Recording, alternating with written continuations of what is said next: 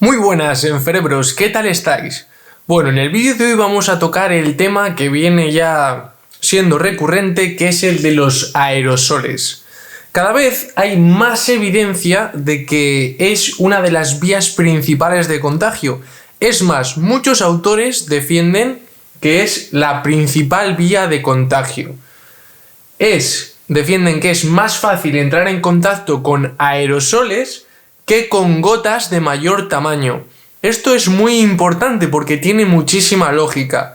Al fin y al cabo, es más fácil entrar en contacto con aerosoles que están suspendidos en el ambiente, es decir, que los inhalemos y que finalmente entre ese aerosol con el virus pegadito a nuestro sistema respiratorio, que gotas más gordas que teóricamente tienen movimiento balístico, es decir, que no duran casi nada suspendidos en el aire y acaban cayendo. Entonces esto es muy interesante. Principalmente, para defendernos de estos aerosoles es vital, completamente vital, un buen ajuste de la mascarilla, ¿vale? Y ventilar correctamente todas las estancias. En estancias donde el ambiente no se renueva, donde el aire no se renueva, es más probable que haya una mayor carga de aerosoles contaminados si hay alguien contagiado o varias personas están contagiadas en esa sala. Así que es muy importante ventilar. En caso de que no se pueda ventilar, habrá que valorar sistemas de renovación de aire con filtros EPA, etcétera. Y habrá que considerar el uso de FFP2 o P3 en interiores. Hay que tener protección respiratoria en lugares donde los aerosoles pueden estar muy cargados de coronavirus. Así que muy interesante esto. Y al principio de esta pandemia, yo fui una de las personas que estábamos tan locas de decir que había que tener mucho cuidado con los aerosoles. Es más, me llovieron las críticas, me pusieron a parir en Twitter y llegaron a decir que es que yo quería las mascarillas caras. Y también quiero añadir a esto que cuando estamos hablando de prevención, hay que tomar medidas preventivas. Y lo que se ha estado haciendo es esperar a tener evidencia para tomar medidas. No estábamos preveyendo, estábamos esperando a ver qué pasaba para hacer algo. Y eso ha sido un error, creo que muy grave.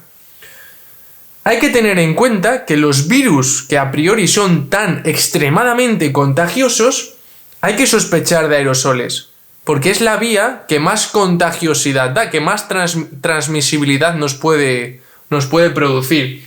Y eso pasa con el virus de la gripe, aunque cada vez hay más evidencia de que el virus de la gripe se puede contagiar a través de aerosoles. Por eso es tan contagioso, entre otras cosas. Y esto es un cambio de paradigma que hay que ir haciendo. Y lo que digo siempre, el concepto de carga viral acumulada. Para que nos infectemos, hacen falta que entren en juego muchos factores. Por un lado, necesitamos que haya virus en una cantidad suficiente, es decir, una carga viral alta. Luego, que nuestro sistema inmunitario esté más debilitado o que esa carga viral sea suficiente para atacar nuestro sistema inmunitario en el estado que esté. Hay muchos factores que entran en juego, pero pensemos, por ejemplo, nosotros, los profesionales de la salud, que estamos en contacto durante mucho tiempo con pequeñas cargas virales que puede haber en el ambiente, en los aerosoles, que vamos inhalando. Igual esa pequeña cantidad de según entramos al turno no es suficiente para contagiarnos bajo nuestras circunstancias personales, pero a medida que vamos entrando en contacto con esas personas que desprenden aerosoles con pequeñas cargas virales que vamos inhalando, al final, a lo largo de unas pocas horas, hemos inhalado una carga viral que quizás sea suficiente para infectarnos. Así que esto es muy importante tenerlo en cuenta. Quiero destacar que ser científico no es el que tiene todas las respuestas, ¿vale? Que nos estamos volviendo locos ya. No sabes más o eres mejor profesional por tener todas las respuestas y soltar toda la evidencia. No, es que lo dice aquí en este estudio o es que lo dice en este paper. No. Una persona que se basa en el método científico, que se considera científica, que es buen profesional, aparte de basarse en la evidencia disponible, duda de esa evidencia disponible. Y como duda, se hace preguntas acerca del por qué esa evidencia. Y en base a eso, busca e investiga para sacar una respuesta lógica con su pensamiento crítico. Esto es vital y fundamental, porque así es como se avanza. Si todos nos centrásemos y nos sentásemos con los papers y la evidencia que ya hay, no se descubriría nada nuevo, no se avanzaría. Y hay que dar la oportunidad a la gente que realiza este proceso a equivocarse, a decir alguna barbaridad, que igual en un principio a mucha gente le suena barbaridad y luego parece que se demuestra que no era tanta barbaridad, ¿vale? Así que muy importante abrir la mente y dejar de estar todo el día a la gresca, ¿vale? Así hay que avanzar como sociedad, entendernos y darnos la oportunidad de equivocarnos, ¿vale? Muy importante. Y hay que pensar, todas estas recomendaciones de la distancia de seguridad de 2 metros o 1,5 metros, o por qué solo usar mascarilla quirúrgica, o por qué solo gotas, o por qué solo las gotas de menos de 5 micras son aerosoles y las de más de 5 micras no son aerosoles, sino son gotas más grandes. ¿Por qué esas gotas contagian más que las otras? Y ¿hago yo la misma cantidad de aerosoles y gotas que otra persona con otra estatura o con otra morfología o con otra fisionomía, por ejemplo, al estornudar? Eso hay que pensarlo también, hay que darle una vuelta, hay que procesarlo, hay que ver en qué se basan esas recomendaciones, en qué estudios se basan y cómo se han hecho esos estudios. Porque si te pones a investigar en profundidad te das cuenta que muchos de los estudios por los que una enfermedad se determina si es contagio por contacto, por gotas o por aerosoles son una auténtica mierda o están desfasadísimos, son de hace 100 años. Así que esto es algo que hay que plantearse, ¿vale? ¿Dónde está el comité de expertos en la desescalada, por ejemplo? ¿En qué nos estábamos basando? Se supone que había un comité de expertos que hace todo este proceso para darnos unas pautas a seguir, que tiene la responsabilidad de nuestra salud. ¿Dónde está? Y luego tener en cuenta esa variabilidad individual. No es lo mismo que estornude yo, un tío de 1,90 y casi 90 kilos, más o menos entrenado, que puedo pegar un estornudo de la leche, que un niño de 3 años chiquitín que no tiene tanta fuerza como yo quizá. ¿Vale? Muy importante, el tamaño de las gotas. Muchísima evidencia, muchísimos expertos ya dicen que estaban errados lo que se considera el comportamiento de los aerosoles y las gotas. Se consideraban gotas los que tienen comportamiento balístico, como hemos dicho, que salen y rápidamente caen, y aerosoles los que quedan suspendidos en el aire durante cierto tiempo, de minutos a horas. Se ha visto y se está determinando que partículas hasta de 100 micras pueden flotar en el aire. 100 micras. Y las recomendaciones y en lo que estamos basando todo nuestro planteamiento para luchar contra la pandemia es en base a 5 micras. O sea que, ojito la diferencia. Y además hay que tener en cuenta que el coronavirus no viaja solo por el aire, sino que va pegado a estas gotas. Con lo que, vale, el coronavirus es muy pequeñito, pero estas gotas que son de mayor tamaño, en mascarillas que a priori por tamaño del virus pasaría por el poro de la mascarilla, al ir pegado a estas gotas es más grande y puede detenerlo. O sea, esto son cosas que también hay que tener en cuenta y que hay que reflexionar sobre ellas. Así que muchas de las gotas que considerábamos balísticas también flotan, también tienen comportamiento de aerosol. Así que ojito con esto. ¿Y por qué cuesta tanto reconocer, por ejemplo, por la OMS o por el gobierno, que los aerosoles contagian y que incluso podría ser la principal vía de contagio? Pues bien, por un lado, por el impacto económico.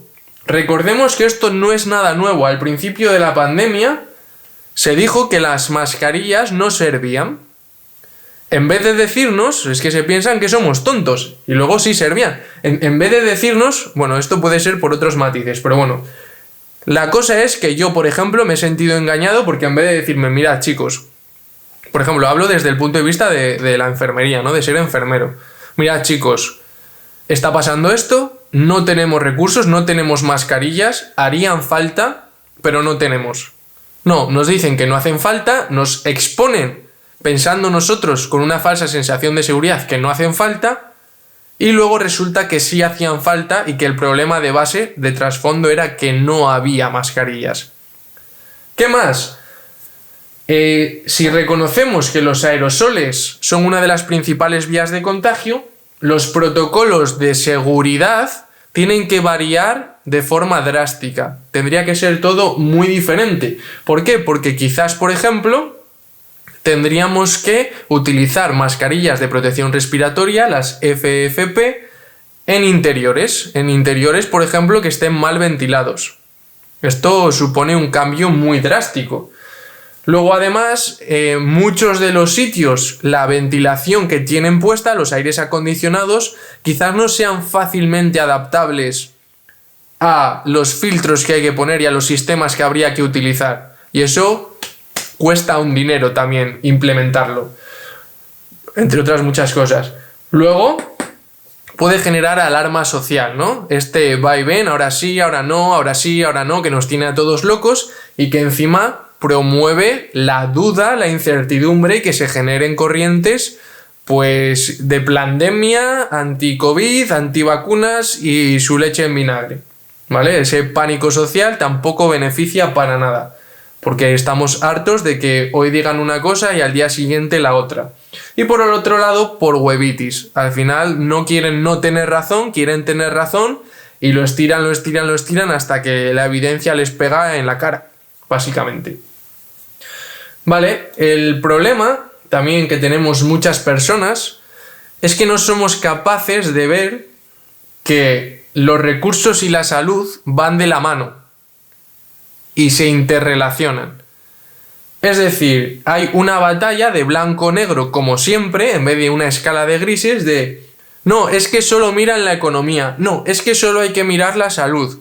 No, hay que mirar las dos cosas e intentar equilibrar la balanza dentro de lo posible. ¿Por qué? Porque si no tenemos recursos, no tenemos salud. Y obviamente, si no tenemos salud, no podemos generar recursos. Así que es una pescadilla que se muerde la cola que hay que equilibrar. Así que sí, la salud es lo más importante, es muy importante. Pero la economía es también muy importante. Porque sin una economía fuerte, sin unos recursos fuertes, no podemos generar salud, ¿vale? Y si no tenemos salud, no podemos generar recursos. Es algo que es pilar de la vida. Nos guste o no nos guste, nos parezca mejor o nos parezca peor. Pero es algo que hay que asumir, ¿vale?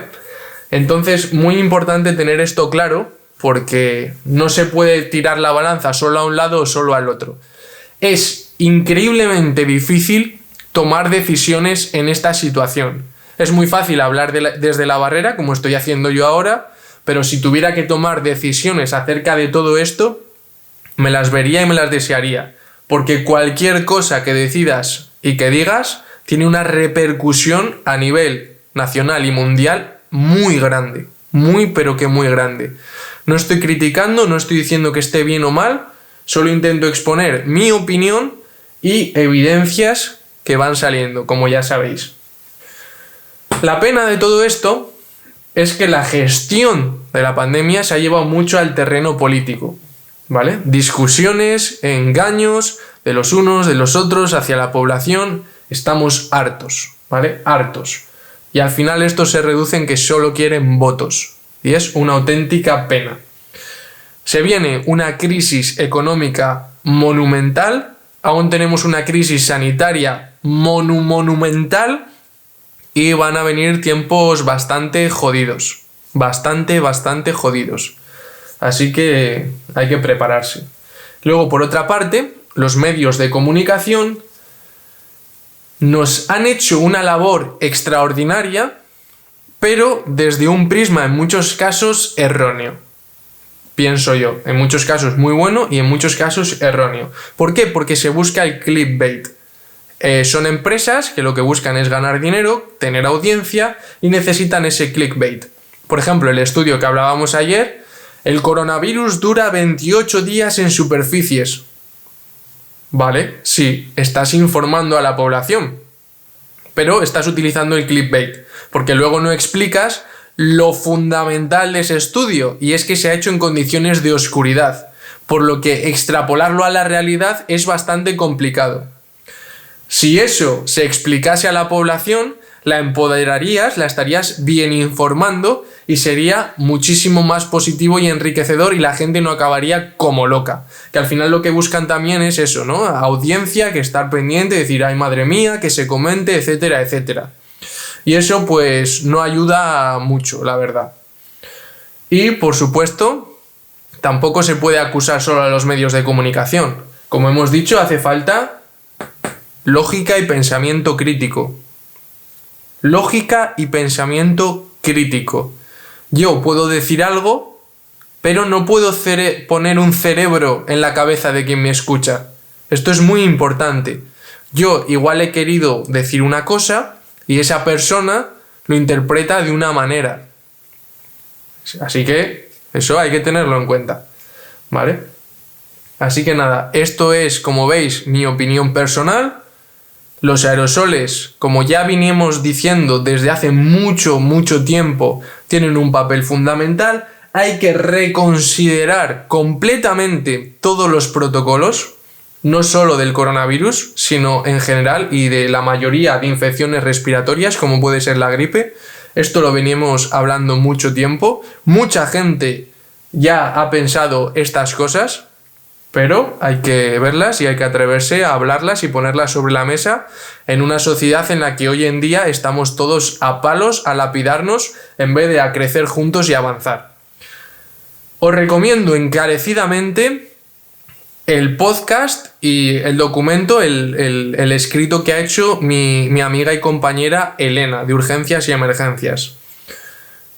Yo de esto ya he hablado mucho, me recomendó esta mañana escuchar su podcast y leer su artículo, y mucha de la información que veis aquí la vais a obtener allí, con mucha evidencia disponible. Ha estado entrevistando a expertos y es un auténtico lujo y una auténtica pasada. Así que os recomiendo que vayáis a echarle un vistazo. Nada, me gustaría saber vuestras opiniones, siempre desde el respeto, desde el crecimiento personal.